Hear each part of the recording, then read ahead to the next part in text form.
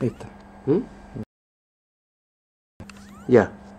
Ahí está, aparece el botón rojo, ¿no? Ahí está el botón rojo. Ya, esto lo edita después. Sí, dale nomás.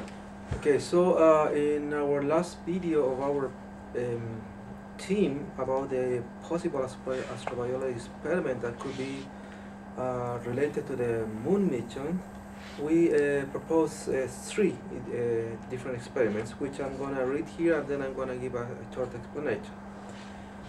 Basically, we have three proposals. One is the in situ detection of life, the second is testing the panspermia hypothesis, and the third one is to measure the damages of cells or biomolecules on the trip there.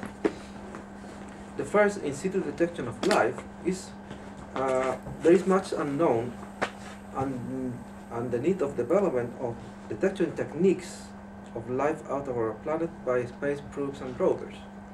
Missions like the Viking on Mars attempted this and have given ambiguous results, to say the least. Our proposal is to test the capacity of detecting life on the regolithic surface of the moon by first contaminating it with a known cell culture and then using near-infrared and or Raman spectrometry to test the possibility of detection. It will be important to test this detection against after some exposure time on the environment to see if the radiation damage on the culture would affect detectability.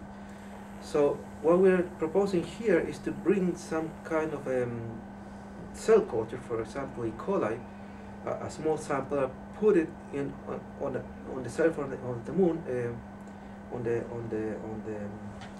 moon soil, and to see if after some time we can measure how much damage these cells receive using the different instruments.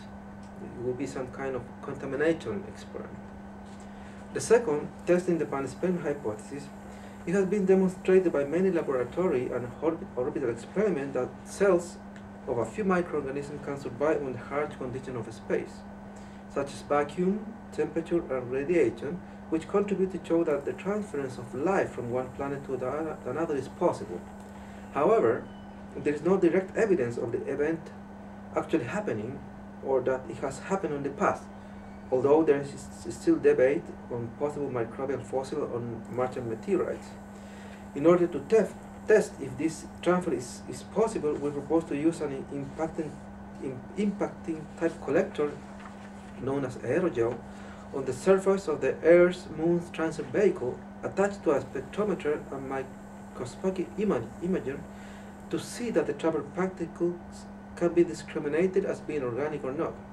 Even if the particles or cells are coming from Earth, it's interesting to demonstrate that this process is happening outwards of our planet, maybe contaminating other bodies or other solar systems.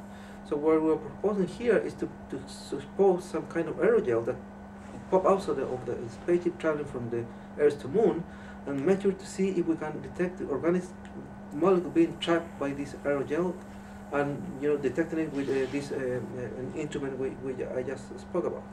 That would be the second proposal. The third one, the damage of cell and or biomolecules, in a similar way of the CEBE package of the current Orioles missions, we propose to expose biological material, whole and or cells of complex polymeric molecules such as DNAs or proteins to the full lunar environment, radiation, which includes solar and cosmic ray, temperature variation and low pressure. The molecular damage will be studied in a molecular level by UV visible near-infrared spectrometry. Differently to the CEBE package, we aim to work with more complex molecules, the results having implication on the stability of real biological systems in space and planetary conditions, which is important to assess habitability in a variety of extraterrestrial environments, including Mars. Cells to consider could be cyanobacteria from the Atacama Desert, Chile, which we preliminarily know are highly tolerant to dehydration, vacuum, and several types of radiation like UVA, UVB, UVC, and X-rays. So in this case, we would take these molecules, in this case maybe cells too, and expose it to the environment on the moon not a contamination as the first one, but exposing it from the robot, for example, and see how they behave on those conditions. So the three of these our experiments are trying to detect how the space conditions, and in the case of mood conditions, can affect life on different ways, and how we can measure these changes on life because of the space conditions we are imposing on them.